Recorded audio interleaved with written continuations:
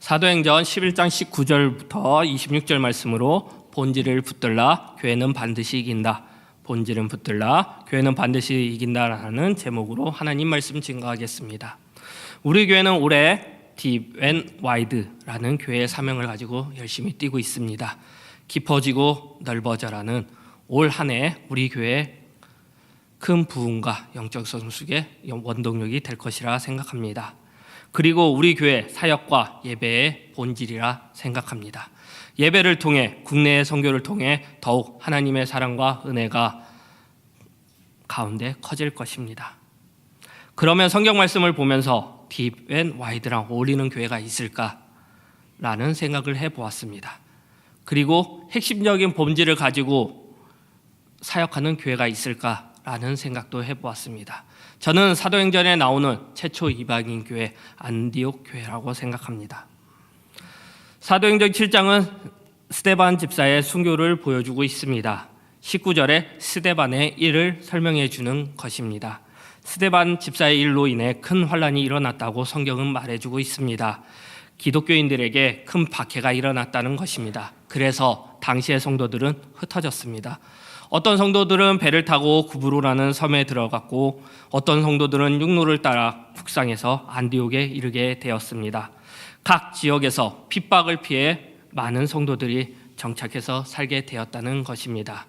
그곳에 교회들이 생겨나기 시작했습니다. 그 중에 하나가 안디옥 교회입니다. 안디옥 교회가 있는 안디옥은 지중해 연안 부서쪽에 위치한 이방 도시입니다. 전에는 시리아의 행정 수도였습니다. 그리고 로마 제국에서는 세 번째로 큰 도시였습니다. 그리고 안디옥은 국제도시의 성격을 가지고 있었습니다. 다양한 인종과 사상이 복합된 거대 도시였다는 것이었습니다. 그러나 도덕적으로 성적으로 매우 타락한 도시였습니다. 종합해보면 안디옥은 지금 현재의 도시의 모습을 가지고 있다고 생각할 수 있습니다. 그곳에 교회가 세워지고 있는 것이고 큰 역사가 일어나고 있는 것입니다. 복음이 전파되고 있는 것입니다. 오늘 성경 본문 말씀은 대부분은 바나바를 살펴봅니다. 하지만 저는 바나바보다 안디옥 교회 성도들에 대해 살펴보겠습니다. 오늘 안디옥 교회와 안디옥 교회 성도들을 살펴봄으로써 홍대 세교회와 성도님들 가운데 동일한 은혜가 있기를 원합니다. 세상은 안디옥 교회와 성도들을 평가하고 있습니다. 26절 마지막에 그리스도인이라 불리고 있습니다. 그리스도를 따르는 자들, 그리스도를 닮는 사람이라는 것입니다. 그리스도인이라는 것은 그리스도를 따르는 사람들이라는 것도 있지만 다른 뜻으로는 조롱의 개념도 포함되어 있는 것입니다. 우리는 이 시대를 살면서 그리스도인이라는 조롱을 받을 수 있습니다. 하지만 우리는 하나님의 백성, 그리스도인 것입니다. 그리스도를 따르는 자들입니다. 세상의 평가가 중요한 것이 아닙니다. 우리는 하나님의 말씀에 순종하면 되는 것입니다. 세상 사람들이 조롱하여도 우리는 그리스도를 따르는 사람이면 되는 것입니다. 우리는 최종 승리할 것이고 교회는 반드시 이길 것입니다. 우리는 그리스도인이기 때문입니다.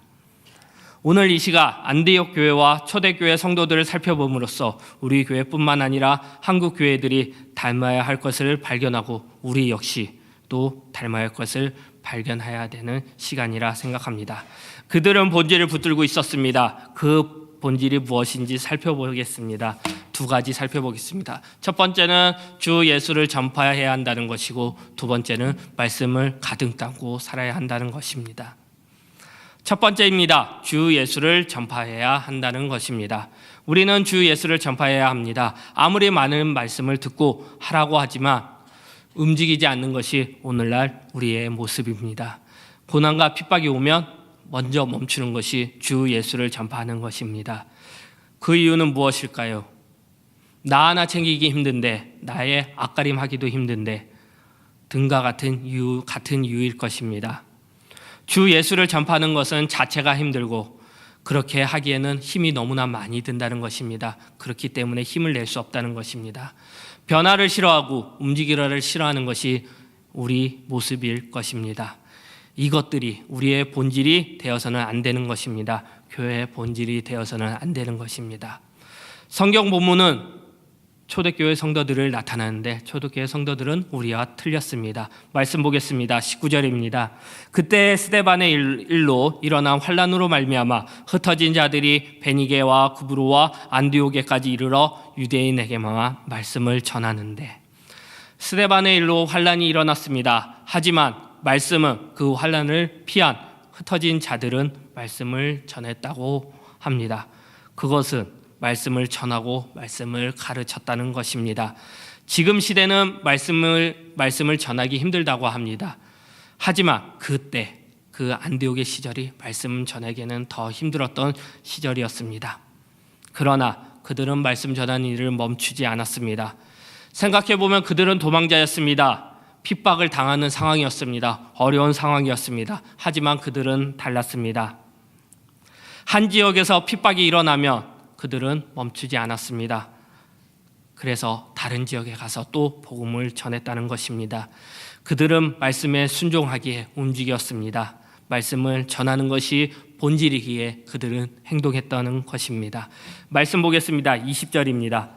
그 중에 구브로와 구레네 몇 사람이 안디옥에 이르러 헬라인에게도 말하여 주 예수를 전파하니, 처음에는 유대인에게만 복음을 전했습니다.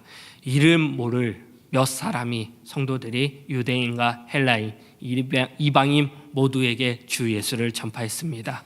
아마도 그때 대부분 성도들은 유대인에게만 주 예수를 전파하면 된다고 생각했던 것 같습니다.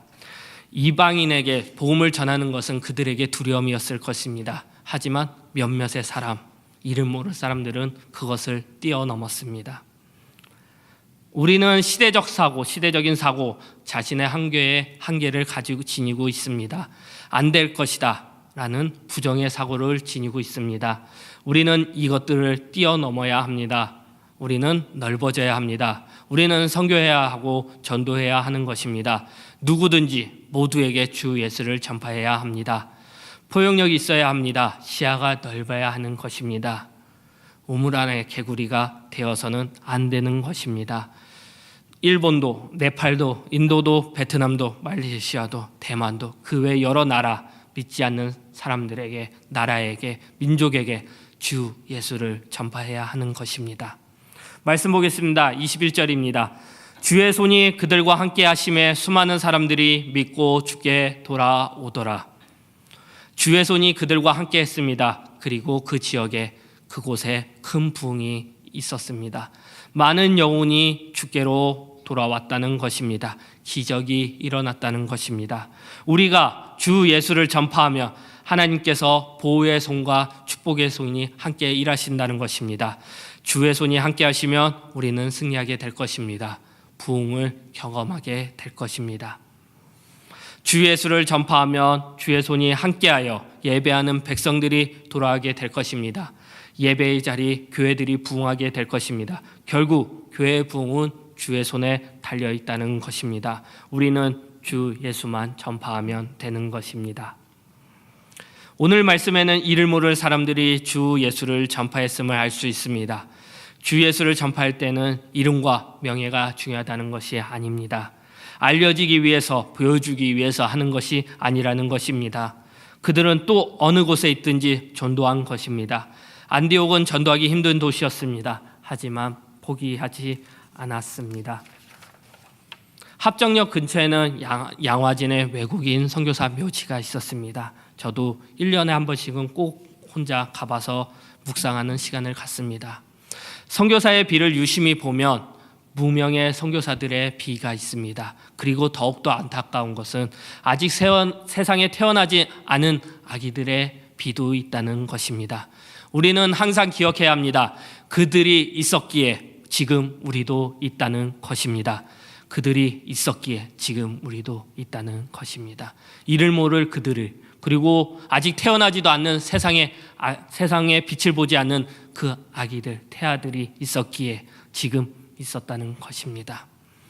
그들은 우리나라에 와서 주 예수를 전했기 때문에 주의 손이 함께하여 지금 우리나라의 교회들이 부흥한 것을 볼 수 있습니다. 그들이 있었기에 우리나라가 많은 성도들이 하나님께 예배드리고 있는 것이 사실입니다. 그들의 희생과 기도가 지금 우리 교회들이 생겨났다고 볼 수 있습니다. 주의 손이 그들과 함께하기에 지금 우리는 지금 이 시간 여기에서 하나님께 예배드리는 것입니다. 주변 환경이 좋을 리 없습니다. 하지만 쉬지 말고 주 예수를 전파해야 합니다. 그러면 됩니다. 주 예수를 전파하는 전도가 중단되면 안 됩니다. 선교 역시 반드시 중단되면 안 되고 해야 하는 것입니다. 우리의 본질이 되어야 합니다. 말씀 보겠습니다. 빌립보서 3장 13절 14절 말씀입니다. 형제들아, 나는 아직 내가 잡을 줄을 여기지 아니하고 오직 한 일, 즉 뒤에 있는 것을 잊어버리고 앞에 있는 것을 잡으려고 표대를 향하여 그리스도 예수 안에서 하나님의 위에서 부르신 부름의 상을 위하여 달려가노라. 우리는 표대를 향하여 달려가야 합니다. 우리는 부르신 부름의 상을 위해 달려가야 합니다. 하나님의 말씀이기 때문입니다. 그렇기 때문에 우리는 순종해야 합니다. 말씀을 붙들고 행동하시기 바랍니다. 그것은 주 예수를 전파하는 것입니다. 본질을 붙들어야 합니다. 그 본질은 주 예수를 전하는 것입니다. 말씀 보겠습니다. 다니엘 12장 3절입니다. 지혜 있는 자는 궁창의 빛과 같이 빛날 것이요 많은 사람을 옳은 대로 돌아가게 한 자는 별과 같이 영원토록 빛나리라. 많은 사람을 옳은 대로 돌아오게 한 자는 별과 같이 영원토록 빛나느라. 하나님께서 옳은 대로 돌아오게 하시는 자에게 하는 말씀입니다. 그렇게 하게 될 때에 큰 축복과 상을 주신다는 것입니다. 우리는 하나님 앞에 칭찬받는 자가 되어야 합니다. 그것은 주 예수를 전파하는 것입니다. 우리는 주 예수를 전파해야 합니다. 하나님의 말씀이고 명령인 것입니다. 그러면 하나님께서 함께 하실 것입니다. 우리 교회뿐만 아니다. 우리나라 교회들이 그리고 우리 성도님들이 반드시 가지고 살아갈 것입니다. 주 예수를 전파하라. 그러면 우리는 넓어질 것입니다. 두 번째입니다. 말씀을 가득 담고 살아야 한다는 것입니다. 예루살렘 교회는 안디옥 교회를 이야기를 듣고 바나바를 보냅니다. 믿지 못하고 확인하러 보낸 것입니다. 바나바는 안디옥 교회에 가서 안디옥 교회의 모습을 보고 하나님의 은혜의 모습을 봤다고 합니다. 그리고 바나바는 성도들에게 권합니다. 23절입니다. 그가 이르러 하나님의 은혜를 보고 기뻐하여 모든 사람에게 굳건한 마음으로 주와 함께 머물러 있으라 권하니. 바나바는 주와 함께 머물러 있으라 권하고 있습니다. 바나바는 안디옥 교회를 보고 진짜구나 생각했습니다. 그리고 그들을 위해 봉사하기를 가르치기를 합니다. 또한 바나바는 무리양과 동역자의 필요성을 알고 바울을 부르게 됩니다. 바나와 바울은 그 둘은 열심히 교회와 성도들을 위해 가르치게 됩니다. 말씀 보겠습니다. 26절입니다. 만남에 안디옥에 데리고 와서 둘이 교회에 1년간 모여 있어 큰 무리를 가르쳤고 제자들이 안디옥에서 비로소 그리스도인이라 일컬음을 받게 되었더라. 안디옥 교회에서 바나바와 바울은 교회에서 열심히 가르쳤습니다. 그리고 큰 무리를 가르쳤습니다. 그들은 1년 동안 교회에서 가르쳤습니다. 안디옥 교회의 성도들은 달랐습니다. 그들은 그리스도인이라 일컬음은 받은 자들이 되었습니다. 그리스도를 따르는 자들이 되었다는 것입니다. 그들은 말씀으로 무장되었기 때문에 가능했다는 것입니다. 말씀으로 무장하게 될 때에 그들은 행동하게 될 것입니다. 세상의 말, 과거의 말, 실패의 말을 듣지 않았습니다. 그들은 말씀을 들었습니다. 배웠습니다. 그들의 삶과 자기 자신의 말씀으로 가득 채웠습니다. 우리 역시 말씀으로 가득 채워야 합니다. 그렇게 하게 될 때에 우리는 순종할 수 있습니다. 순종함으로 거룩해질 수 있습니다. 그러면 우리는 깊어질 것입니다. 혹시 한국교회 초창기의 모습을 아십니까? 1904년 평양대부흥을 기점으로 우리나라는 엄청난 부흥이 있었습니다. 가장 중요한 것은 그 부흥에 그들에게 말씀이 있었다는 것입니다. 진실한 회개 운동, 강력한 성령 운동이 말씀을 통해서 일어났다는 것입니다. 성도들은 말씀 배우는 일에 매우 부지런했습니다. 말씀을 배우는 사경회에는 집안일, 농사일을 제쳐놓고 30리, 40리의 길도 맞이하지 않고 그들은 그 사경회에 달려갔습니다. 오로지 말씀을 배우고 시간이 부족할 정도로 그들은 말씀에 열정이 가득했습니다. 말씀을 사모했습니다. 우리나라는 그렇게 기독교가 시작되었고 부흥이 시작되었습니다. 말씀을 배워야 합니다. 들어야 합니다. 말씀을 사모해야 합니다. 가득 채워야 합니다. 하나님의 말씀이 우리에게 풍성하게 거할 때까지 우리는 배워야 합니다. 들어야 합니다. 그리고 말씀을 읽어야 합니다. 우리의 삶에 말씀과 함께 하시기 바랍니다. 우리에게 말씀이 없다면 아무것도 일어나지 않습니다. 조용히 죽음의 길에 가게 될 것입니다. 우리의 마음과 삶에 아무 변화가 없을 것입니다. 우리가 메말라 죽을 것입니다. 생명의 말씀이 있으며 죽은 것에서 생명의 꽃을 피우게 될 것입니다. 여기서 주의할 것이 있습니다. 하나님 말씀만 들으시기 바랍니다. 말씀 보겠습니다. 디모데후서 4장 3절입니다. 때가 이르느니 사람이 바른 교훈을 받지 아니하면 귀가 가리워서 자기의 사욕을 따를 스승을 많이 두고 우리는 하나님 말씀만 봐야 합니다. 그렇게 하지 않을 때 잘못된 것을 듣고 믿고 따르게 될 것입니다. 주의해야 합니다. 결국 자기 사욕을 자기 우상을 만드는 것에 사용할 것입니다. 우리의 삶에 말씀을 가득 담고 사시기 바랍니다. 우리는 하나님의 말씀에 순종해야 할 것이며 예배자로 서야 될 것입니다. 그러면 말씀을 가득 담게 된다면 어떻게 될까요? 말씀 보겠습니다. 골로새서 3장 16절입니다. 그리스도의 말씀이 너희 속에 풍성히 거하여 모든 지혜로 피차 가르치며 권면하고 시와 찬송과 신령한 노래를 부르며 감사하는 마음으로 하나님을 찬양하고, 그리스도의 말씀이 풍성하게 거하며 많은 것을 깨닫게 되고 그 말씀을 통해 우리는 기쁨을 느끼고 그 말씀을 통해서 우리 생활이 바뀔 수 있다는 것입니다. 그 말씀을 통해 우리는 하나님께 감사하게 될 것이고 하나님의 이름을 높일 것이고 하나님을 찬양하게 될 것입니다. 말씀이 가득 차면 우리 영혼이 하나님을 송축하게 될 것입니다. 내 영혼이 하나님께 감사의 찬송을 드릴 것입니다. 브레스, 우리는 하나님께 축복받았습니다. 말씀을 통해서 우리는 많이 확인할 수 있습니다. 그렇기 때문에 우리는 하나님께 송축해야 하는 것입니다. 시편 103편 20절 말씀입니다. 능력이 있어 여호와의 말씀을 행하며 그의 말씀의 소리를 듣는 여호와의 천사들이 여호와를 송축하라. 22절 말씀입니다.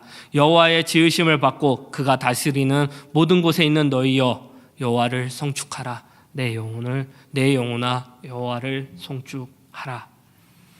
우리는 말씀을 가득 담고 말씀대로 행하면 우리는 하나님을 송축하게 될 것입니다. 그것은 하나님께 감사함이 우리를 지금 그리고 주일 그리고 평일에 드려지는 예배의 자리로 이끄게 될 것입니다. 하나님께 나오시기 바랍니다. 예배의 자리에 나오시기 바랍니다. 우리는 하나님께 감사한 이유가 너무나 많습니다. 지금 눈 뜨고 말씀을 듣고 예배 드리는 이 모든 것이 감사한 이유입니다. 그렇기에 우리는 말씀이 있고 넘치는 예배의 자리에 사모해야 합니다. 우리는 그 자리에 나와야 합니다. 그렇게 될 때 우리는 깊어지게 될 것입니다. 말씀 마무리하겠습니다. 이방인 교회인 안디옥 교회와 성도들을 살펴봤습니다. 우리는 이 본질들을 붙들 때 교회는 반드시 이깁니다. 어떤 조롱과 협박과 공격 속에서도 교회는 반드시 이길 것입니다. 우리 성도님들도 반드시 이길 것입니다. 안디옥 교회 성도들에게 배워야 합니다. 그들은 본질을 붙들고 생활하고 있습니다. 주 예수를 전파하는 것, 그리고 말씀을 가득 담고 살았다는 것입니다. 우리도 마찬가지로 넓어짐으로 주 예수를 전파하고 깊어짐으로 말씀을 가득 담는 홍대 세교회 성도님들이 되시기를 기도하겠습니다. 말씀을 생각하시면서 이런 교회 되게 하소서 찬양하겠습니다.